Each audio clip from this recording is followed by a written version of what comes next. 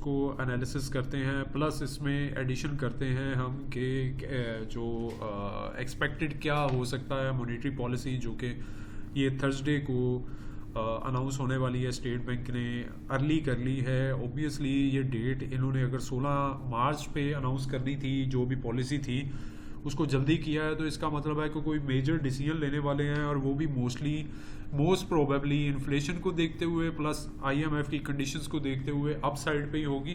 तो अभी इन्फ्लेशन का डाटा देखते हैं, फिर उसके हिसाब से देखते हैं कि क्या पॉसिबल हो सकते हैं आउटकम्स। तो सबसे पहले तो ये जो ईयर ऑन ईयर बेसिस पे जो टोटल इन्फ्लेशन का डाटा है 31.5% इंक्रीज हुआ है, और ये 1975 से लेके 1975 जुलाई 1965, जो कि 1965 का जो डाटा है अवेलेबल मैक्सिमम डाटा जो है ना ये सिस्टम में, अगर आप उस तक का देखेंगे तो उससे भी उस वक्त का डाटा बताता है कि 29.5% गालिबन जो है ना जुलाई 1965 में इन्फ्लेशन हुई थी। और अभी तक का जो डाटा बोल रहा है वो हुआ है जी कि ये तकरीबन सारा जो डाटा है वो इस सब से एक्सीड कर चुका है, और ये एक बड़ा क्रिटिकल किस्म का जो इंक्रीज है इन्फ्लेशन का, तकरीबन 58 साल की इन्फ्लेशन का रिकॉर्ड टूट चुका है। और कुछ ब्रोकर्स कह रहे हैं जी कि ये 65 का रिकॉर्ड है, 1975 मार्च 1975 का रिकॉर्ड टूटा है, लेकिन एक्चुअली जो है 1965 का जो है ना जुलाई से वो रिकॉर्ड ब्रेक हुआ है। इसमें अगर आप देखें कि फूड इन्फ्लेशन जो है वो 45.5% है, और ये फूड इन्फ्लेशन ज़्यादा क्रिटिकल है, और ये तकरीबन आज तक के सारे रिकॉर्ड इसने ब्रेक कर दिए हैं।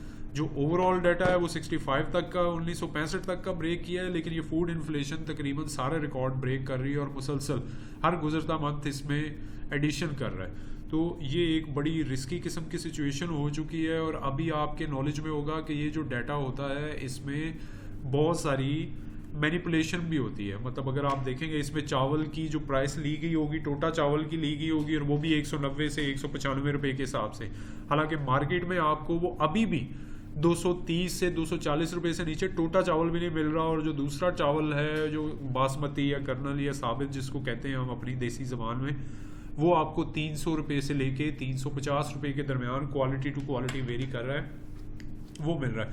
इसी तरह दूसरी चीज़ें भी, अगर आप आटा और उसकी कीमत भी देखेंगे इसके बैकअप में जाके, तो वो भी आपको मार्केट से कम रेट पे, वो जो सरकार ने अपने यूटिलिटी स्टोर्स या मखसूस जगहों पे वो रेट चल रहा होगा उसको मेंशन किया हुआ है। अगर आप इस डाटा को प्रॉपरली जो मार्केट के रेट्स हैं तमाम के तमाम ऐड कर लें, तो उसके बाद ये फूड इन्फ्लेशन आपको, मैं डेफिनेटली श्योरिटी के साथ कह रहा हूँ कि ये आपको 55 से 60% के करीब नज़र आएगी।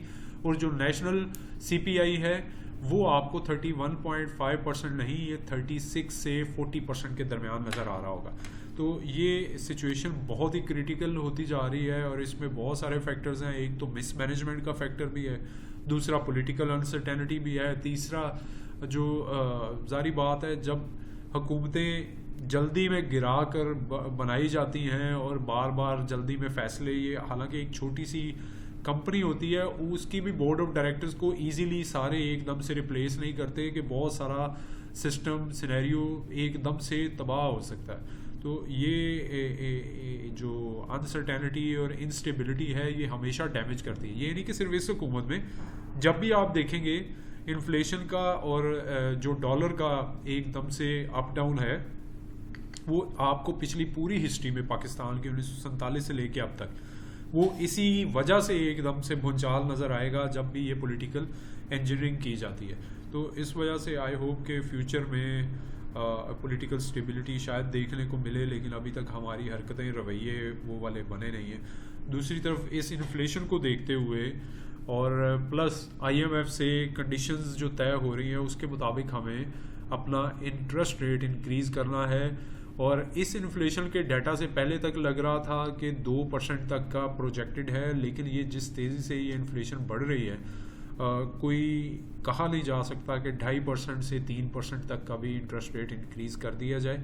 लेकिन होपफुली अगर ऐसा हुआ, एक तो वो लॉन्ग टर्म में बहुत डैमेजिंग होगा स्टॉक मार्केट को लेकर, इंडस्ट्रीज़ को लेकर, और इवन आपके जो रियल एस्टेट सेक्टर है वो बहुत डैमेज होगा। लेकिन दूसरी साइड पे ये शायद पीक हो हमारे इंटरेस्ट रेट का, इसके बाद मज़ीद इंटरेस्ट रेट बढ़ाने की शायद ज़रूरत ना रहे। दूसरी तरफ अभी रिसेंटली कल जो डाटा आया है लॉन्ग टर्म जो रेटिंग है मूडीज़ की, वो भी उन्होंने फर्दर डाउनग्रेड की है। तो वो जो डाउनग्रेडेड रेटिंग है उसका मतलब होता है कि वक्ती तौर पे हो सकता है कि डिफ़ॉल्ट को पोस्टपोन कर लिया जाए, किसी तरह उसमें डिले आ जाए, लेकिन अभी तक वो काफ़ी हद तक लाइकली टू इनकर है कि वो ज़्यादा चांसेस हैं कि डिफ़ॉल्ट वाली साइड पे ये कंट्री जाए। ये उनके अपने एनालिसिस हिस्ट्री के वो डाटा और वो सारी चीज़ों को एनालिसिस करके और मुख्तलिफ चीज़ों को पैरामीटर्स को लगा करके वो ये अनाउंस करते हैं, और ये एक बड़ा क्रिटिकल सिचुएशन बनती जा रही है।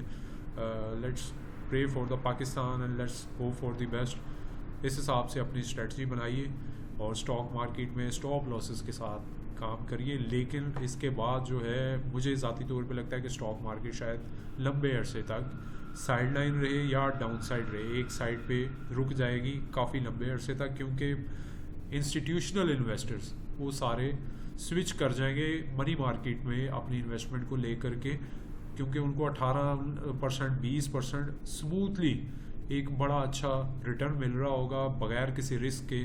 तो वो यकीनन वहाँ पे स्विच करेंगे तो मार्केट को एक जगह पे ब्रेक लग सकती है, लेकिन उसके बाद फिर ये इन्वेस्टमेंट के रेट्स आएंगे।